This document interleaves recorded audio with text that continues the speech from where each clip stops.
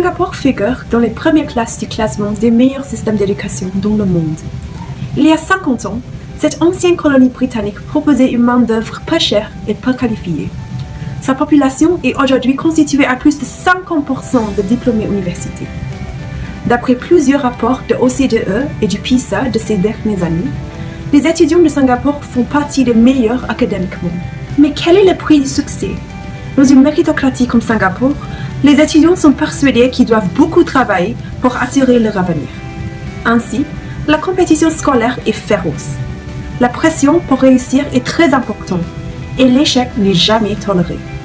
Dès l'âge de 12 ans, les étudiants de Singapour doivent passer un examen national nommé PSLE.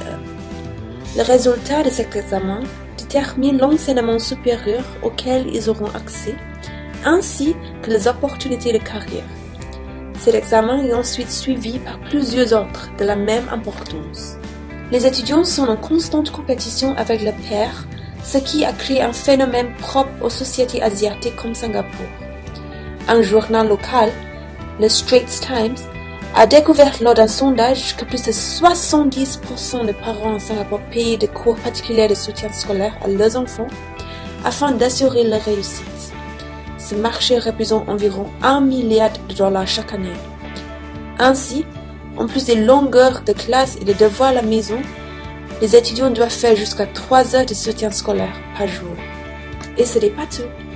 Par crainte que les étudiants sachent seulement réussir des examens, le ministère de l'Éducation a créé une série d'activités obligatoires, appelées CCA, pour améliorer les capacités relationnelles, sociales et de leadership des étudiants.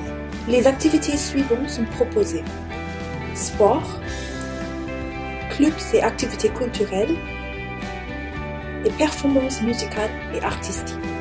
Ces activités ont lieu après les cours, entre 2 et 4 fois par semaine.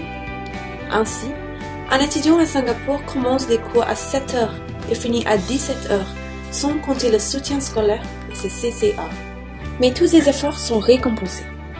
Les étudiants de Singapour sont très demandés par les entreprises dans le monde, car ils sont professionnels, disciplinés et peuvent s'adapter à tout type de situation.